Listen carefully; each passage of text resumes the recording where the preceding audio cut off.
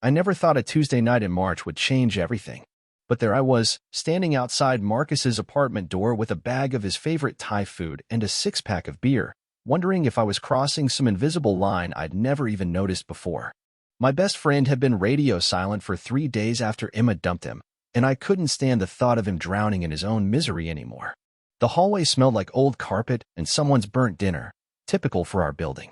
I shifted the food to one arm and knocked, that familiar rhythm we'd developed over the years.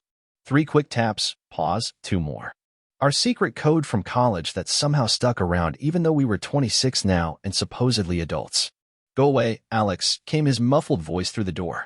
I brought pad thai and beer, I called back. The good stuff from that place on 5th Street. Silence.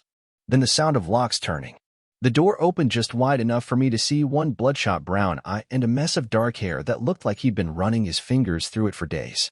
You look like hell, I said, pushing past him into the apartment. The place was a disaster. Pizza boxes stacked on the coffee table, empty beer bottles lined up like soldiers on the kitchen counter, and the curtains drawn tight against any hint of sunlight. It smelled stale, like sadness and poor life choices.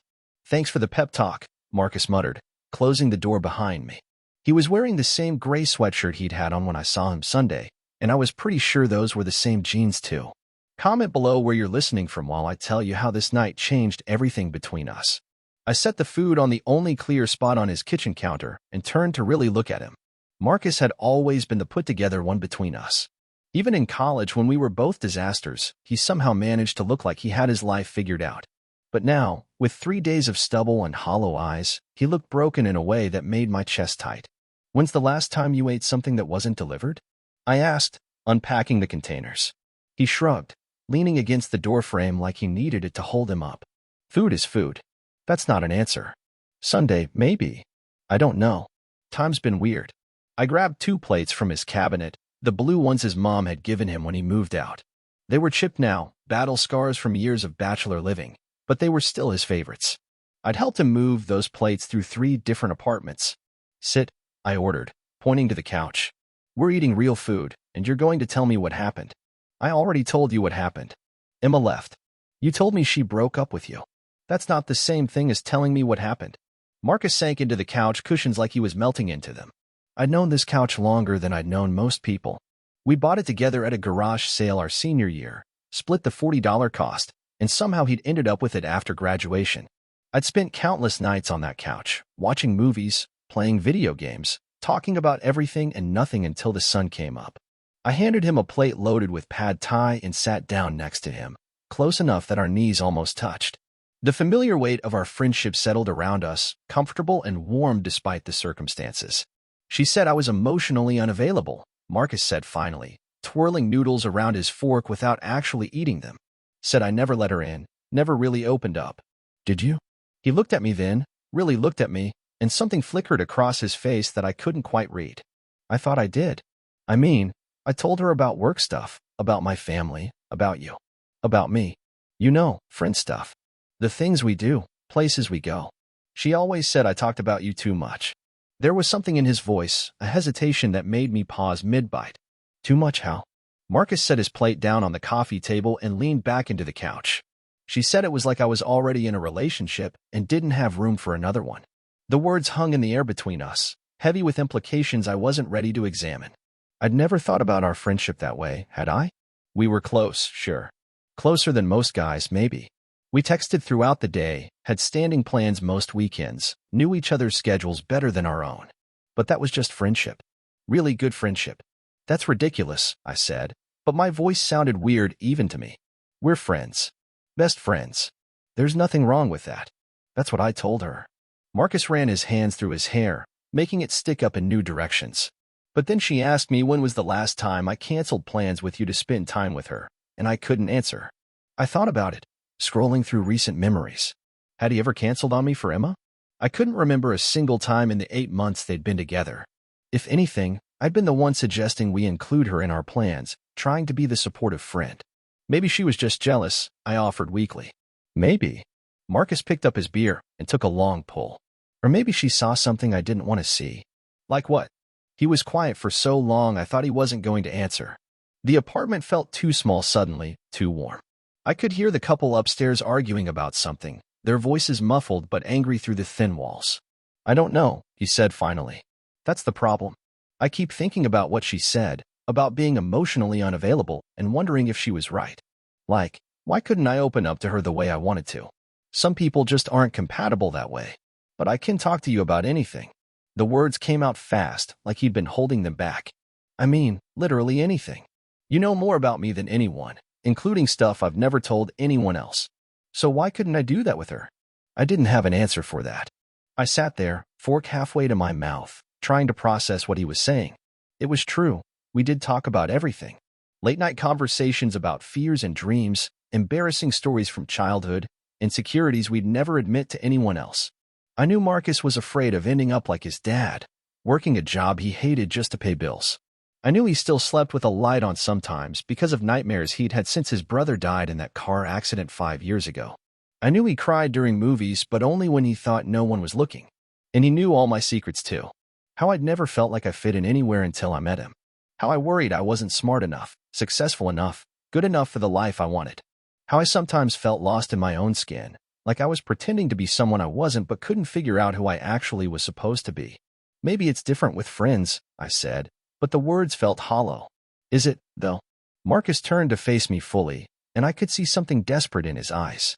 I keep thinking about what makes it different, and I can't figure it out. Why can I tell you things I can't tell the person I'm supposed to be in love with? The question hit me like a physical thing, settling heavy in my stomach.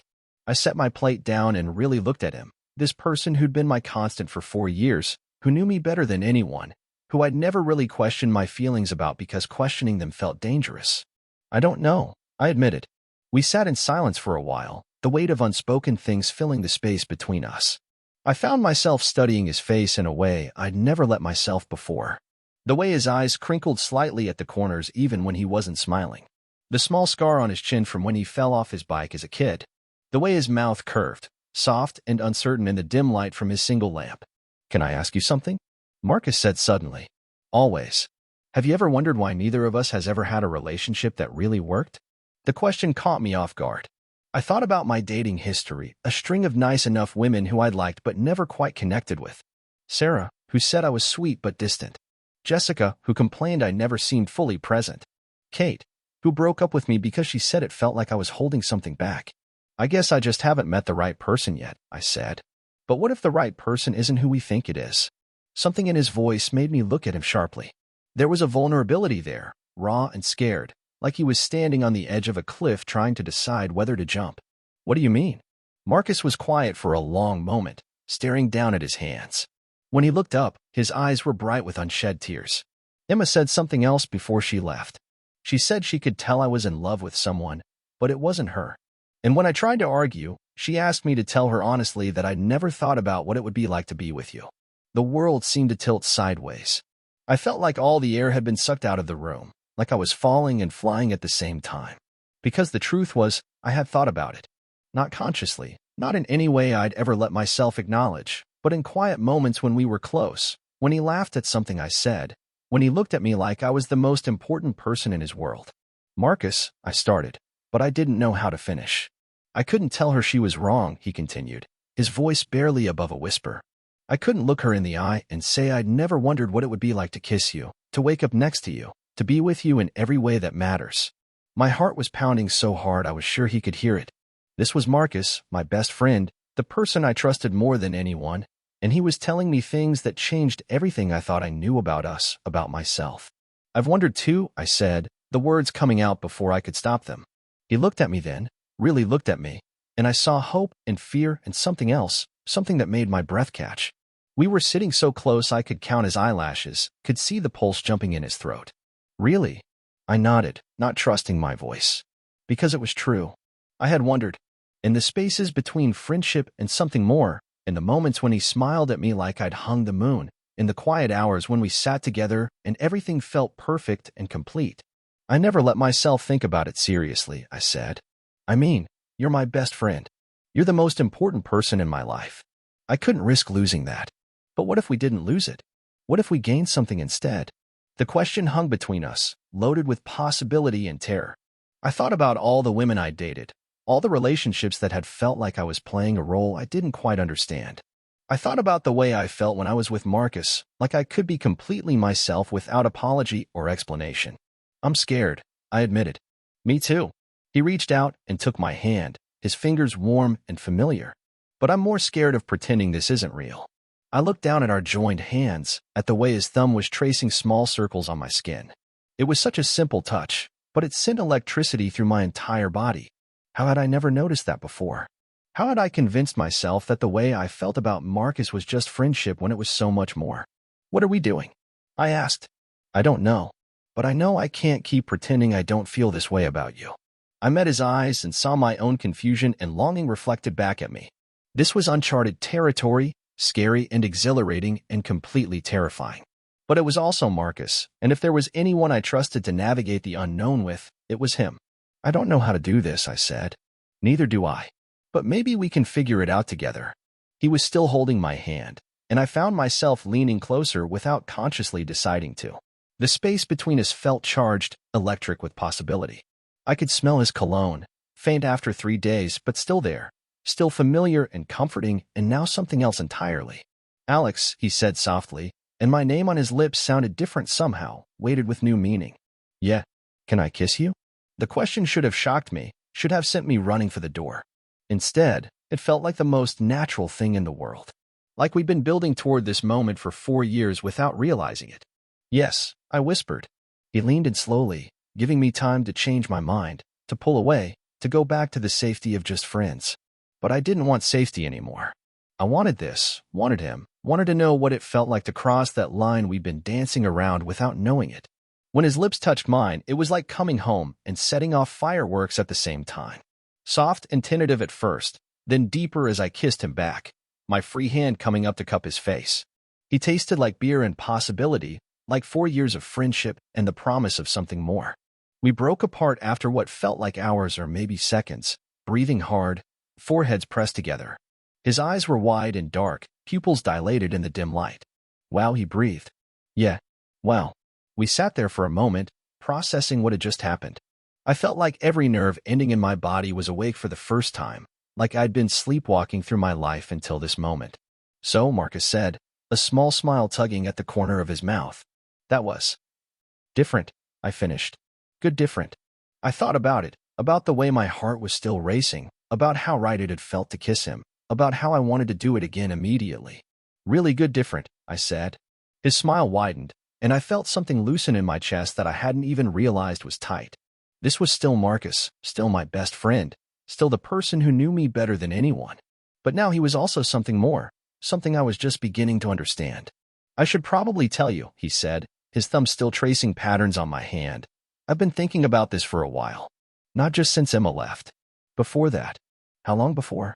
He looked embarrassed, ducking his head slightly. Remember last summer when we went camping? That night when we stayed up talking about everything and nothing, and you fell asleep against my shoulder? I remembered. We'd been sitting by the dying campfire, talking about our fears and dreams, and I'd been so comfortable, so content, that I'd drifted off without meaning to. I'd woken up hours later to find Marcus had covered me with his jacket and was still awake, just watching the stars. I spent that whole night thinking about how perfect it felt, he continued. How right. And I kept trying to tell myself it was just friendship, but I knew it was more than that. I just didn't know what to do about it. Why didn't you say anything? Because you're the most important person in my life, and I couldn't risk losing you. And because I wasn't even sure you were interested in guys at all. I thought about that, about my own journey of self-discovery that I was apparently still on. I don't think I knew I was interested in guys. Or at least, I never let myself think about it seriously. But looking back, there were signs. Like what? I felt heat creep up my neck, embarrassed to admit things I'd never said out loud. Like how I never felt that spark with women that everyone talks about. Like how I always found excuses to spend time with you instead of whoever I was dating. Like how I felt jealous when you started seeing Emma, but I told myself it was just because I missed hanging out. Marcus squeezed my hand. I felt jealous of every guy you dated. I kept telling myself I was just being protective, but it was more than that. I hated the idea of someone else making you happy the way I wanted to. The honesty between us was overwhelming and liberating at the same time. For years of friendship, and we'd been hiding these feelings from each other and ourselves. How much time had we wasted pretending to be something we weren't? So what now? I asked. I don't know. This is all new territory for me too. Marcus shifted on the couch, turning to face me more fully. But I know I don't want to go back to pretending. I can't. Neither do I. But this changes everything. Does it, though? I mean, yes, obviously it changes things. But you're still you, and I'm still me. We still know each other better than anyone. We still make each other laugh. We still trust each other completely. Maybe we're just adding something to what we already have instead of replacing it. I considered that. It was true that nothing fundamental about who we were had changed. Marcus was still the person I called when I had good news or bad news. Still the person who could make me laugh when I was having the worst day. Still the person I trusted with my deepest secrets and biggest fears. You're right, I said. But I'm still scared. Of what? Of messing this up. Of not knowing how to be in a relationship with a guy. Of what other people will think. Of changing something that's already perfect. Marcus was quiet for a moment, considering my words. Can I tell you what I'm scared of? I nodded. I'm scared that if we don't try this, I'll spend the rest of my life wondering what if. I'm scared of dating other people and comparing them to you. I'm scared of pretending to be happy when what I really want is sitting right here. His words hit me right in the chest because they echoed exactly what I was feeling. How could I go back to dating women and pretending I didn't know what it felt like to kiss Marcus? How could I sit through another relationship that felt like I was playing a part instead of being myself? Okay, I said. Okay, let's try. Let's see what this is. The smile that spread across his face was like sunrise, bright and warm and full of promise. He leaned in and kissed me again, softer this time, less desperate and more sure.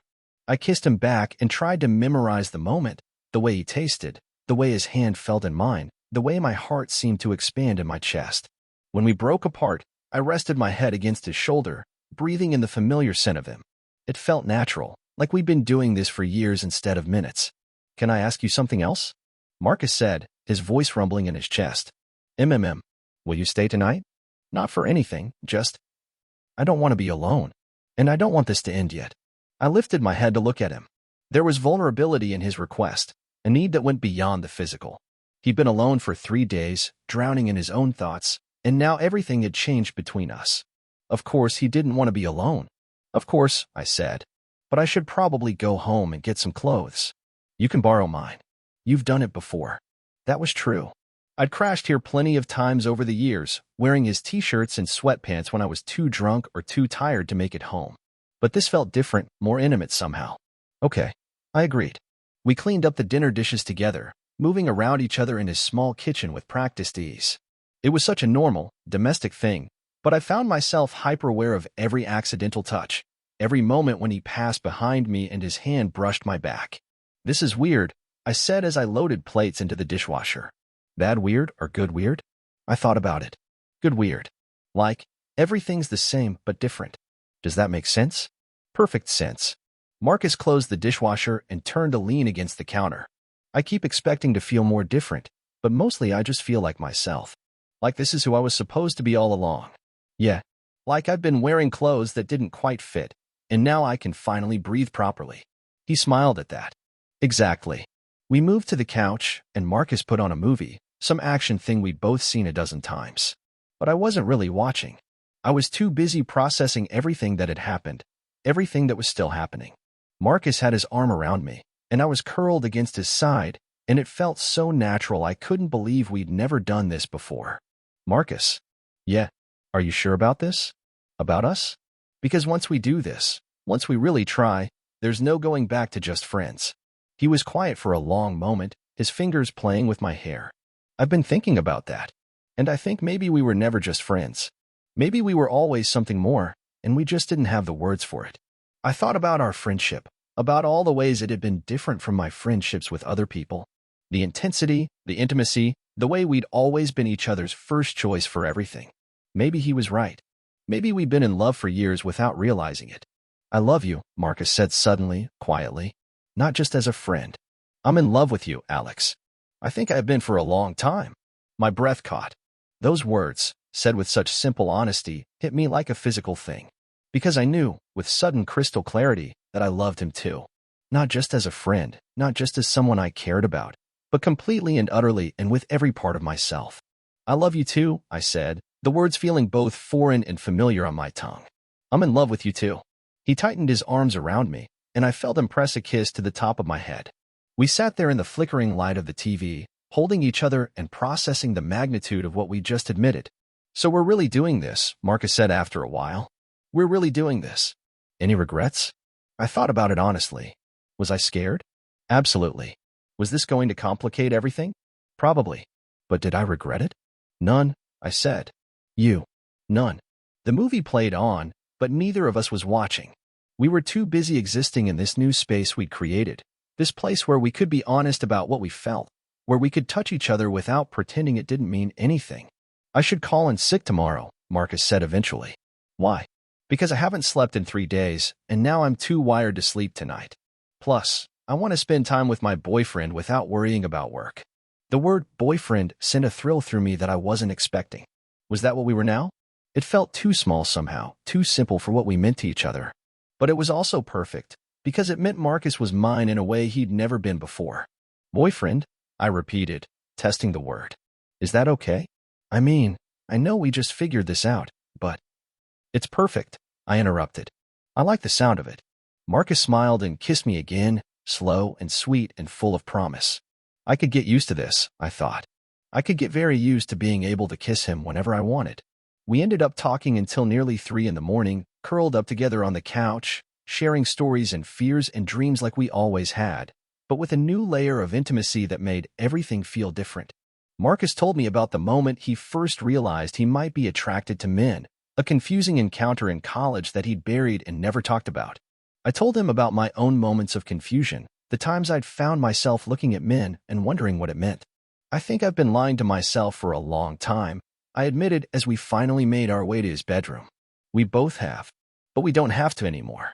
Marcus lent me a t-shirt and a pair of shorts, and we brushed our teeth side by side at his bathroom sink like the most natural thing in the world. But when it came time to actually get into bed, we both hesitated. "We don't have to do anything," Marcus said quickly. "I mean, I want to, eventually, but there's no pressure. We can take this as slow as you want." "I want to," I said, and was surprised by how true it was. "But you're right, we should take it slow. This is all new for both of us." We settled into bed together, Marcus on his usual side, me on what had apparently become mine. The bed was bigger than his old one, a queen instead of the double he'd had in college, but we still gravitated toward each other in the middle. "Is this okay?" Marcus asked, pulling me closer so my head was on his chest. "More than okay." I could hear his heartbeat under my ear, steady and strong. His fingers were running through my hair, and I felt more relaxed than I had in years. This was right. Whatever came next, whatever challenges we'd face, this was absolutely right. "Alex. Thank you." "For what?" "For coming over tonight. For not running away when I told you how I felt. For being brave enough to try this with me." I lifted my head to look at him in the dim light filtering through his curtains. His hair was mussed, his eyes soft and sleepy, and I thought he was the most beautiful thing I'd ever seen. "Thank you for being honest," I said. "For trusting me with your feelings. For being patient while I figured out mine." He smiled and pulled me up for another kiss, soft and lingering. When we broke apart, I settled back against his chest, and within minutes, his breathing had evened out into sleep. I lay there for a while, listening to him breathe, processing everything that had happened. 12 hours ago, I'd been Alex, single guy with a string of failed relationships and a best friend who meant everything to me. Now I was Alex, guy in love with his best friend, guy who was maybe gay or maybe bisexual but definitely not straight, guy whose entire world had shifted on its axis. And I felt more like myself than I ever had before. I woke up to sunlight streaming through unfamiliar curtains and the smell of coffee brewing. For a moment, I was disoriented, unsure where I was or why I felt so content. Then I remembered. Marcus. The conversation. The kiss. The confession of love. I was in Marcus's bed, wearing his clothes, and he was my boyfriend now. The thought sent a warm flutter through my chest. "Morning, sleepyhead," Marcus said from the doorway, holding 2 mugs of coffee. He was already dressed in jeans and a blue button-down that brought out his eyes, and he looked more rested than he had in days. "What time is it?"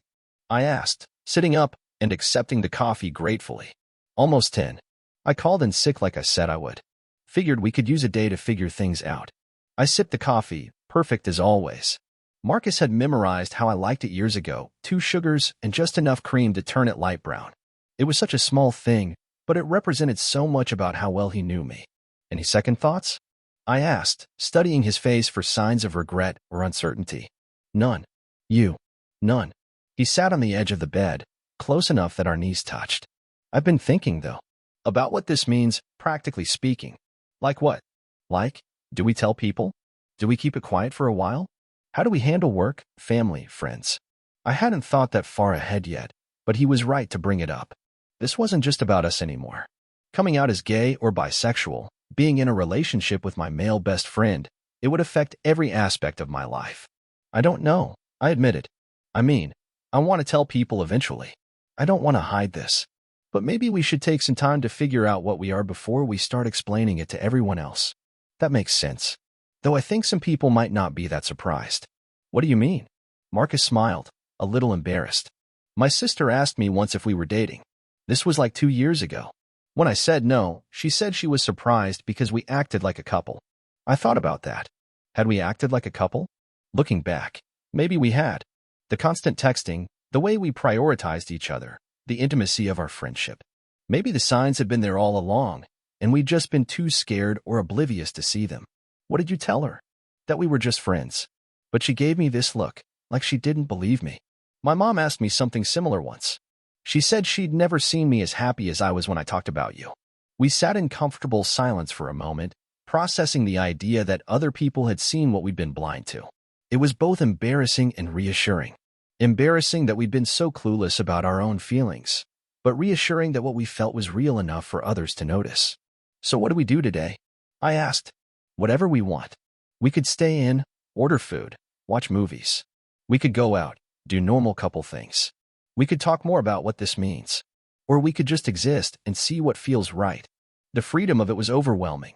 For the first time in my adult life, I was in a relationship that felt completely natural, completely right. No pretending, no trying to be someone I wasn't, no wondering if I was feeling the right things. Let's start with breakfast, I said. I'm starving.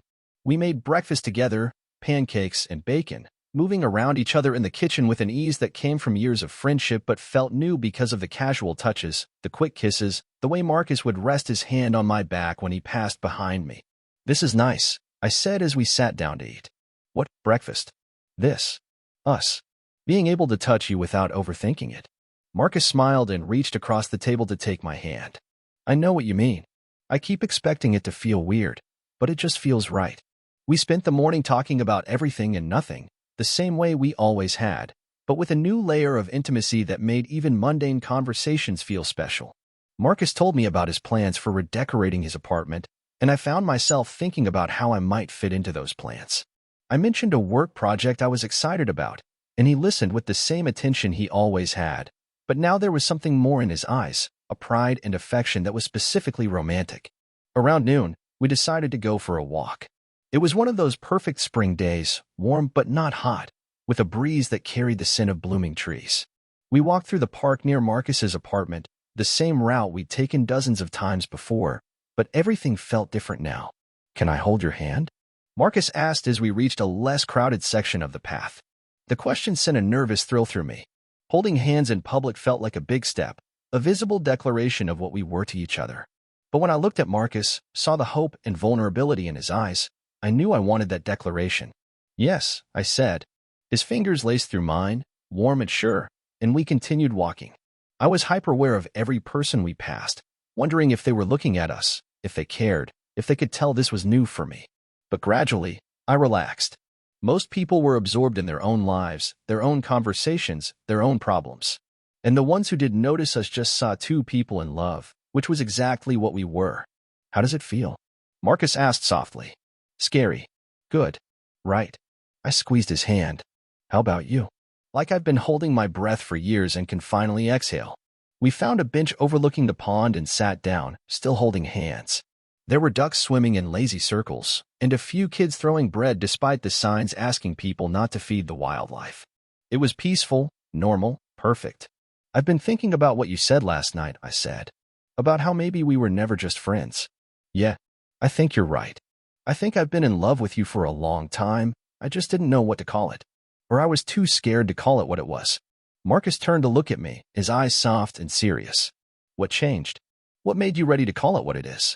I thought about that. Seeing you hurt, I think. realizing that your pain was my pain, that your happiness mattered more to me than my own comfort. And then when you looked at me last night, really looked at me, I couldn't pretend anymore. I couldn't keep lying to myself about what I felt. How did I look at you?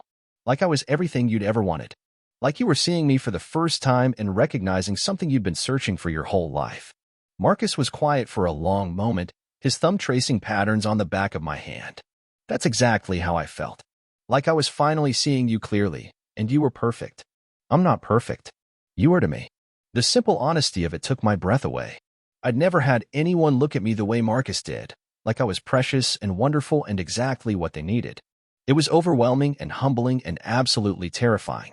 I love you, I said, because it was the only response that felt adequate. I love you too. We sat there for a while, watching the ducks and the people and the world going on around us. I felt like we were in a bubble, separate from everything else, existing in our own perfect moment. Can I ask you something? Marcus said eventually. Always. Are you scared about the sex part? The question caught me off guard, but I appreciated his directness. It was something I'd been thinking about but hadn't known how to bring up. Terrified, I admitted. I mean, I want to. I want you. But I have no idea what I'm doing. Neither do I. I mean, I've thought about it, but thinking and doing are different things. We'll figure it out together? Yeah. And there's no rush. We can take as much time as we need. I felt some of the tension I'd been carrying release. This was Marcus, my best friend, the person I trusted more than anyone. If I was going to navigate this new territory with anyone, I wanted it to be him. Thank you, I said. For what? For being patient. For not making me feel like I have to have it all figured out right away. We're both figuring it out. That's what makes it an adventure. We walked back to his apartment as the afternoon stretched toward evening, stopping to pick up groceries for dinner.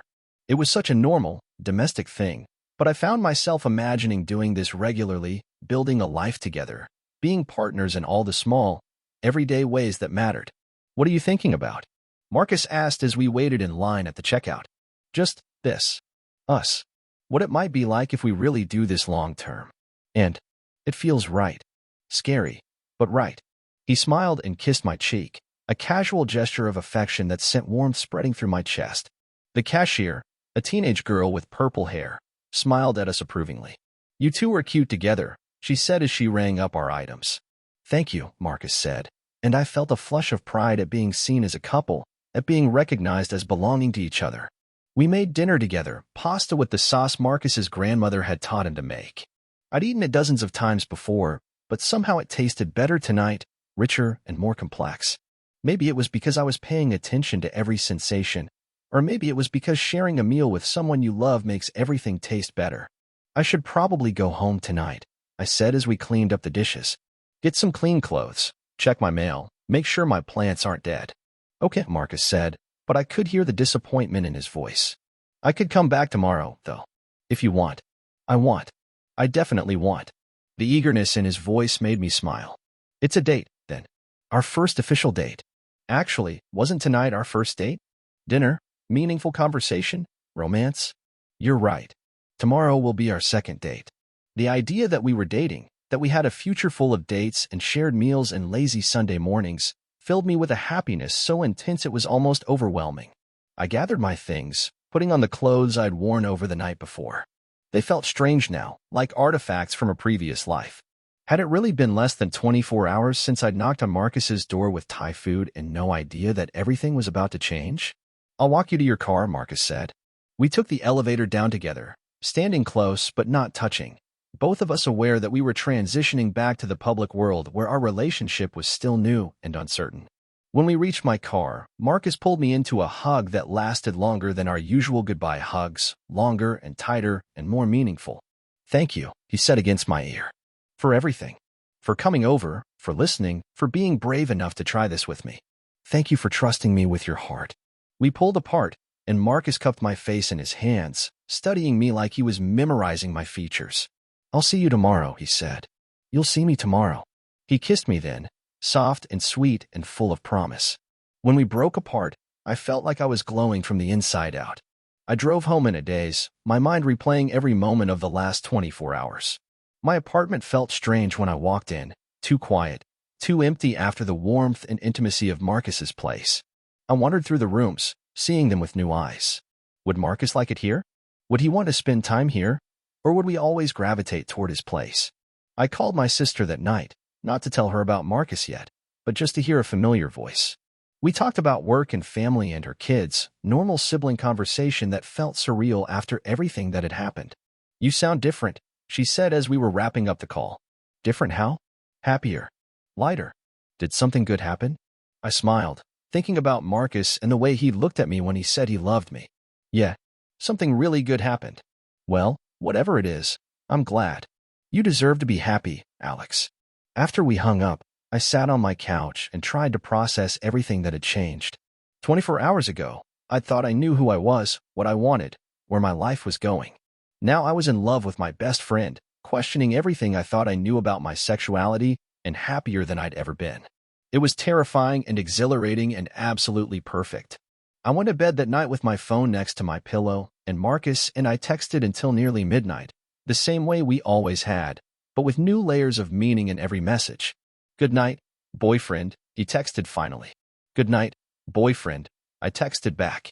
And for the first time in years, I fell asleep with a smile on my face, dreaming of brown eyes and gentle hands and a future full of possibilities I'd never dared to imagine. The next morning, I woke up with a sense of anticipation I hadn't felt since I was a kid on Christmas morning. I was seeing Marcus today. My boyfriend Marcus. The thought still sent a thrill through me, equal parts excitement and disbelief. I took extra care getting ready, choosing clothes that I knew he liked, making sure my hair looked good. It felt silly to be nervous about seeing someone I'd known for 4 years, but this was different. This was a date. This was romance. This was everything I'd never known I wanted.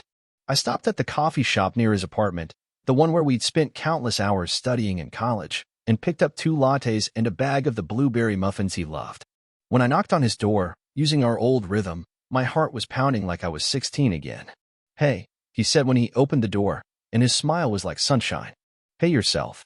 He pulled me inside and kissed me before I could even set down the coffee, and I thought this was something I could definitely get used to. Being greeted with kisses, being wanted, being loved. I missed you, he said against my lips. It's been 12 hours. 12 hours too long. We spent the day together, doing nothing and everything. We went to the farmer's market and bought vegetables we probably wouldn't use. We sat in the park and people watched and made up stories about the strangers walking by. We went to the bookstore and browsed separately, then found each other in the fiction section and shared our discoveries. Look at this, Marcus said, holding up a book of poetry. Listen to this line. I loved you first, but afterwards your love, outsoaring mine, sang such a loftier song. That's beautiful. What's it from?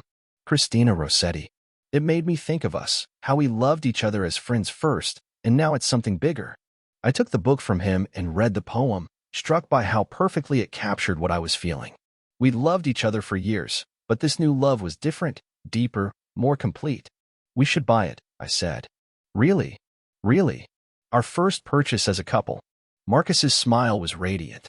I love that. We bought the book and walked home hand in hand, stopping for ice cream and talking about everything and nothing. It was perfect, normal, exactly what I'd always imagined dating should feel like but never had before. That evening, we cooked dinner together again, and I found myself thinking about how easy this was, how natural. We moved around each other without collision, anticipated each other's needs, worked together like we'd been doing it for years. Which, in a way, we had. Can I tell you something? Marcus said as we sat down to eat. Always. I keep waiting for the other shoe to drop. For this to feel weird or wrong or like a mistake. But it doesn't. It just feels like us, but better. I know exactly what you mean. I keep thinking I should be more freaked out about this, about being with a man, about changing everything. But I'm not. I'm just happy. Good. I want you to be happy. I want us both to be happy. After dinner, we settled on the couch to watch a movie, but we spent more time talking than watching. We talked about our childhoods, our dreams, our fears about the future. We talked about what we wanted from this relationship, how we saw it developing, what we hoped for. I want to meet your family, Marcus said suddenly. I mean, I've met them before, but as your friend. I want to meet them as your boyfriend. The idea sent a flutter of nerves through me. My parents were good people, loving and supportive, but they'd never had to deal with their son being gay. I wasn't sure how they'd react. I want that too, I said. But maybe we should wait a little while?